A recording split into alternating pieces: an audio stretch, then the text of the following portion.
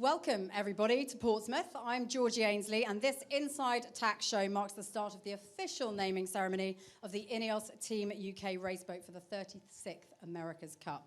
Today, we really do reveal an extraordinary thing, a boat which can fly. A boat which will aim to spend 99% of its race time with just 1% of its construction in the water.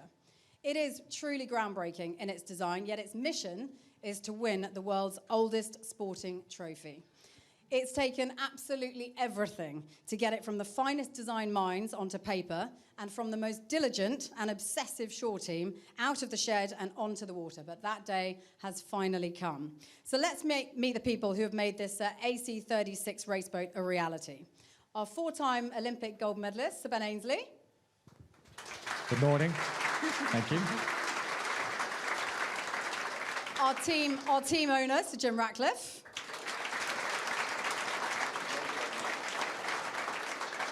Our CEO, Grant Simmer. And our highly intelligent head of design, Nick Holroyd. Firstly, Jim, why did you not get the memo about red trousers? Oh, I would take me quite seriously. Apparently the rest of them were. Ben, she's going to get lowered into the water today. How much are you and the sailing team looking forward to sailing on RB1? Yeah, well, massively, but I think the first thing to say, we talk about, we're sat here, but there's a whole team downstairs that have put a massive amount of effort into getting this boat on the water. There's sort of 90,000 design hours, I think, 50,000 construction hours. And for the last 18 months of design, development, engineering, and then building. And the last 6 months in particular, you know, the team has been working incredibly hard around the clock to get this boat on the water. And there are some guys out there who literally have not had a day off for 6 months. And one of our leading engineers even managed to forget his 10-year-old son's birthday the other day, which is not that amusing really, but I think just goes to show the amount of effort that's been put into this boat. So of course, yeah, we're very grateful for that and desperate to get out on the water and put this boat through its paces. There is a guest spot on the back. So, Jim, how much are you looking forward to sailing her? I'm coming down with my doctor. I can't wait to get on the back, but as long as I'm properly strapped in, got my water wings on. You'll love the sense of adventure. It has taken all sorts of blood, sweat and tears, though, to get to this day. Let's take a look back at where we were 2 years ago, right up to the present day. The New Zealanders pedalling into the history books. For Britain, the quest is over. We're disappointed, we're bitterly disappointed. We'll be that much stronger next time.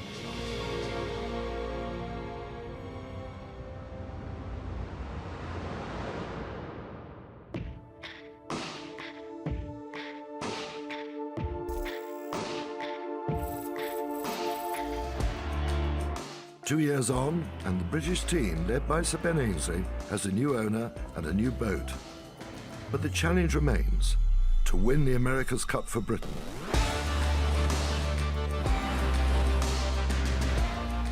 Came a long way in the last cycle. We achieved a huge amount. Okay, we didn't get the result that we wanted, but we really set ourselves up.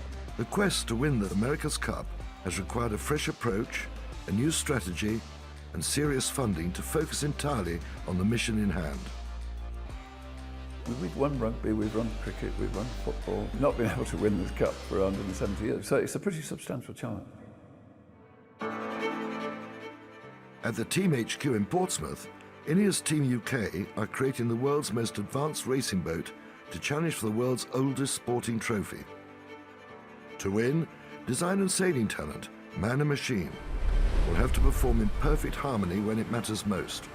That's the nice thing about the Cup, the fact that you're always developing the technology, and then in the end it comes down to being a sporting contest. Design is at the forefront of this campaign. The race boat that contests the Cup will be unlike anything ever seen on the water before. It is the first foiling monohull of this size. It's really ambitious in that it sets out a completely new type of boat.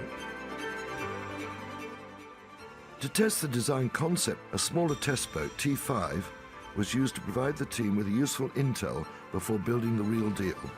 I think we were all impressed with T5, how well it performed from day one, really, given, you know, it was quite a quick turnaround.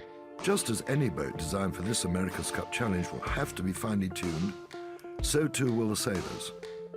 They have to be the best they physically can.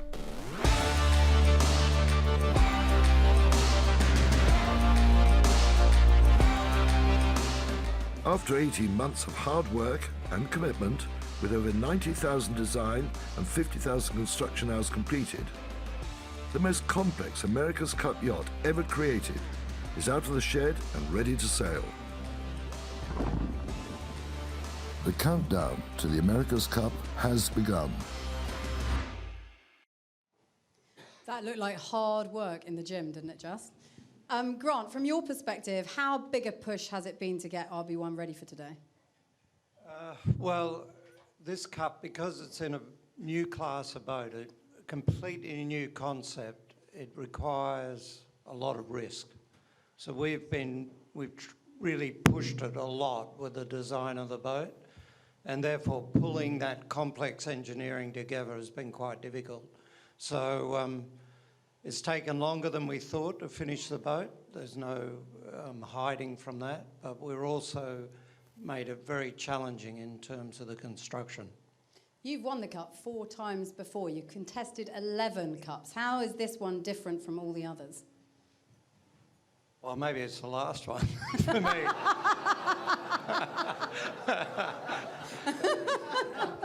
It's the Legacy Cup.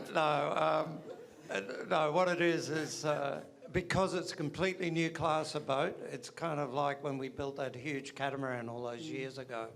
We really are pushing the technology as we know it in the sport.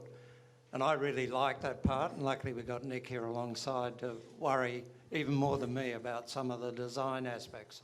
Nick, did you ever think you'd be designing an America's Cup boat that looks like this one? Well, we didn't get a lot of choice about what it looked like. I mean, that's given to us in the class rule. But as Ben says, you know, 90,000 man-hours of design time is a huge effort. Being given the privilege of managing that much resource to put into something like this is a real honour. So yeah, and you know, neat boat.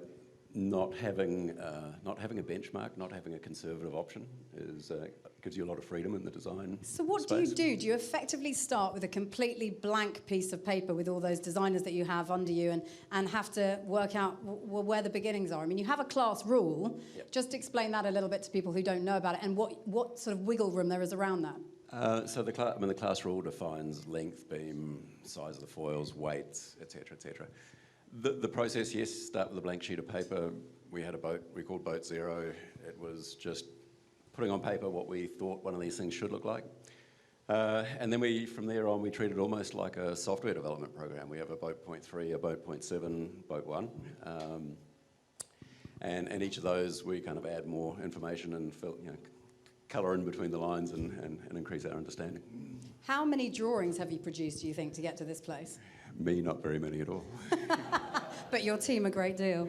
I've checked hundreds, thousands, actually, yes. How big a collaboration as well has it been with the sailors, and how much of a collaboration is it between designers and sailors to get a boat like this? Absolutely essential. You know, the work we did with T5, there's a language that forms around the way we talk about the behaviour of the boat, the way the boat handles in the water. And so T5 was a really good opportunity for us to develop that kind of shared language and shared kind of understanding. Again, coming across to the simulator and the detail engineering work we do there, you know, we need to produce a boat that does what the sailors need to do to win. So if this boat has never been designed before, let alone sailed before, how do you prepare Ben to sail her? What do you do to make sure that sail goes well? Well, we had T5 as we've seen, and also we have a simulator which is incredibly accurate, and it's a motion platform, and we get all the guys involved with the performance of the boat really. So the helmsman, the mainsail trimmer, the pilot, and other guys involved with sailing this boat, and so we put it through its paces and try and understand the performance really more for, as Nick said, working with the design team, what we think is going to make the boat faster. And then ultimately we've got to get out in RB1 and put it through its paces and understand the dynamics of this boat, which is going to be fascinating. So what's the schedule now? What does it look like now up until Christmas? Are you allowed to say? Are the teams listening? Other teams will be listening. They might be. Yeah, well, we're obviously going to get the boat, take it through some structural testing, and then get the boat sailing. And we have quite a tight time frame of training through this European winter, and then looking forward to the first event in Cagliari in Sardinia in April. And so that's our immediate timeline, really. And then, of course, the focus on the Cup in 21, developing our second boat, which there's some reasonably tight timelines on that as well. So really the fun doesn't stop. We've been a huge effort to get this boat on the water, and we've got to keep charging on. So fast forward a couple of days, you're out on the water for your first sail. Jim's on board with his doctor. And what are you looking for from the boat? What's Nick looking for? What are you looking for in terms of things to work on moving forward? It's really, as I said, the dynamics of the boat, that's the hardest part to simulate, really. So the quicker we can understand the dynamics of this 75-foot foiling monohull, we can then implement that into our design strategy for the next boat and through to the Cup. And it's not just the hull, of course, it's the foils and the rig, the sails, that we've got to work out pretty quickly the best way to operate this boat. So, yeah, it's very exciting. Jim, this is just one of many INEOS sporting challenges that you have in the sporting calendar at the moment. We've got cycling, we've got obviously sailing, we've got football, we've got the sub-2, so much going on. You love a challenge, don't you? You love a sporting challenge. Yeah, we have got ourselves involved in quite a few serious challenges, I have to say, actually. We've got one tick in a box, of course. We've got the Tour de France. That went quite well.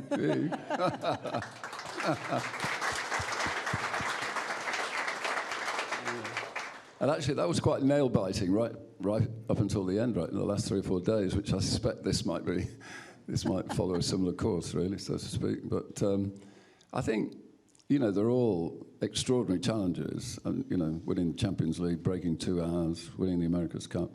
But, these other sports, the other 3 sports, of course, weren't around 171 years ago. This has been the longest sort of sporting challenge on the planet, really. So, and this is an immense challenge, I think. It's all about pushing the boundaries, isn't it? That's what we're here to do. Yeah. We're not far away from our naming ceremony now, so I suppose it's the right time to ask you to unveil the name of the boat, and I suppose your reasons why you called her what you've called her. Right. So I think you'll recognise the name. It's quite traditional. It's historic. It's got quite a lot of maritime provenance, I think. So the name of the boat will be Britannia. We'll have Britannia 1 and Britannia 2.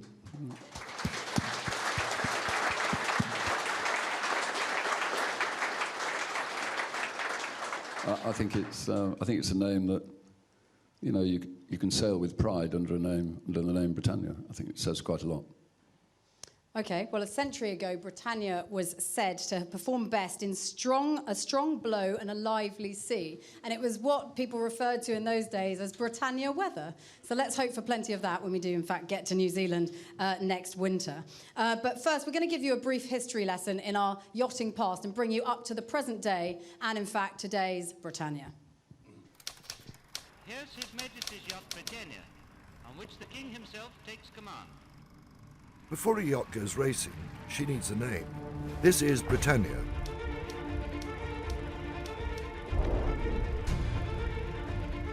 The British challenger for the America's Cup. It all started in 1740 with this, the immortal words of poet James Thomson. When Britain first at heaven's command arose from out the azure main, this was the charter of the land. And guardian angels sang this strain. Rule, Britannia, rule the waves. Britons never will be slaves. In 1893, some 150 years later, Britannia was built for King Edward, then the Prince of Wales, with a name inspired by James Thomson's poem. The racing cutter went on to enjoy huge success with an enviable lifetime record, 231 race wins, with 129 further podiums. Britannia's gone into the lead once more, very closely followed by schooner Westwood. She was raced in her final years by King George V. His dying wish was for Britannia to follow him to the grave. Britannia was stripped of her spars and fittings and towed out to St. Catherine's Deep off the Isle of Wight, where she was scuttled by the Royal Navy. The same waters in which the first America's Cup was raced. Now is the time for Ineos Team UK to resurrect her in the form of a new AC-75 Britannia, a racing yacht inspired by Britain's past, designed for the future, built and sailed with all eyes on one prize: to win the America's Cup. Okay, so before we head downstairs, you can if you Is like. Oh. Jim. I think it's probably worth mentioning that in the middle of Britannia is hidden the word Rita, which those of you who are not familiar was the name of all the winning boats that Ben won all his various Olympic medals and I think your World Championship medals as well. Yeah. See, it's not just thrown together, is it? It's well thought out.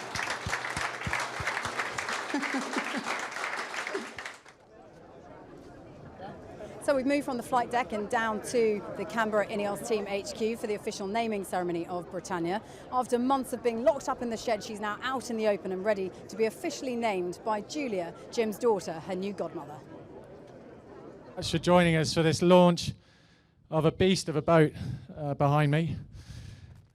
Thank you very much to the Royal Navy Band. We love a bit of pomp and ceremony around here, and obviously very fitting with Portsmouth and its links to the Royal Navy. So thank you, guys. A huge thank you to Jim, Andy and John, and the Ineos family for all their backing and support of this team. Jim, I think it's been 2 years now. We're halfway through this campaign, and things are starting to get a little bit serious by the looks of this boat. So Ineos are also heavily involved, as you would have seen, in a number of other sporting projects. And for us, that's creates some fascinating opportunities, I think, to share ideas and perspectives of sport at the highest level. So we're very, very excited about that. A big thank you to Commodore Sheldon, Bertie Bickett, and the rest of the team from the Royal Yacht Squadron. We're incredibly proud to represent the squadron and the history of the Cup that started there, 170 years ago, by the time we raced in 2021. So those links are very, very special to us. To all of our suppliers that are here today, the list is very long, but I think you all know that we appreciate your support massively. Thank you for that, and again, it's great to have you with us today. We also have some members from the 1851 Trust Ineos Rebels program, and they're representatives of over here in the corner. And these guys and girls are representatives of 7 sites around the country that are helping youngsters get out on the water and also get into STEM subjects, engineering, and obviously that focus on the America's Cup. So who knows, we might have some America's Cup sailors and designers of the future in front of us here. Let's hope so. This boat behind me, this beast behind me, has taken a phenomenal amount of effort to achieve, to design and engineer and build. I think it's fair to say it's without doubt one of the most technologically advanced racing yachts ever built. 90,000 design hours, 50,000 construction hours. In our world of yacht design and construction, that is a massive, massive effort. So a huge thank you to Grant Simmer, our CEO, Nick Holroyd, our leader design and engineering, James Stagg and his fantastic shore team, and also Jason Carrington and his team at Carrington Boats, who have built the hull of this boat. And I know you're about to start, but it'd be great if we could just take a moment to acknowledge the huge effort from the team.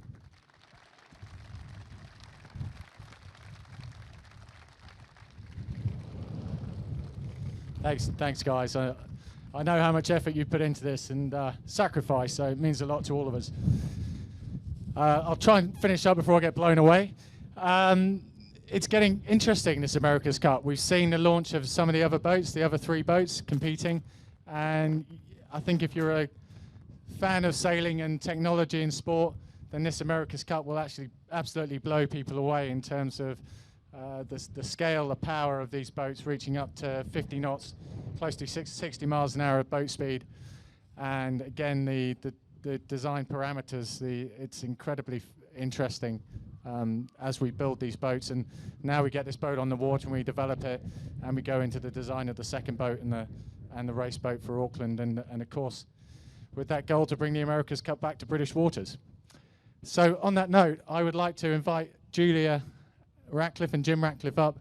Julia is the godmother of the boat. And Julia, for those that don't know, is a very impressive downhill skier and ski jumper when she's got some spare time. So Julia, thank you very much for doing this. And if we can sail this boat as fast as you can ski, then we should be in pretty good shape. Thank you. Come forwards.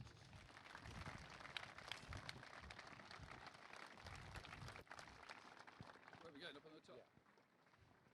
Yeah, keep going up. Yeah, that's fine. I'll give you the mic.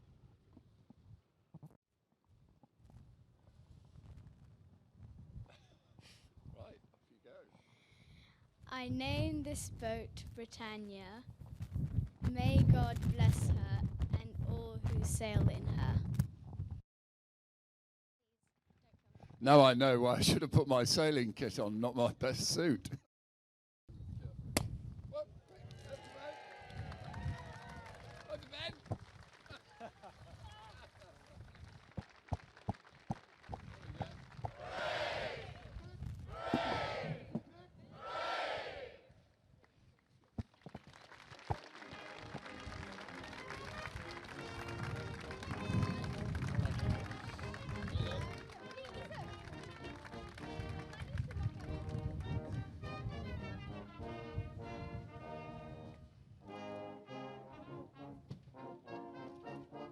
A big day for a big boat here in Portsmouth. When you see Britannia next, she'll be flying on her foils in the Solent, the very same waters on which the first America's Cup was contested. After that, she'll be in New Zealand, hoping to bring the cup home right here to Portsmouth once more after a 170-year wait.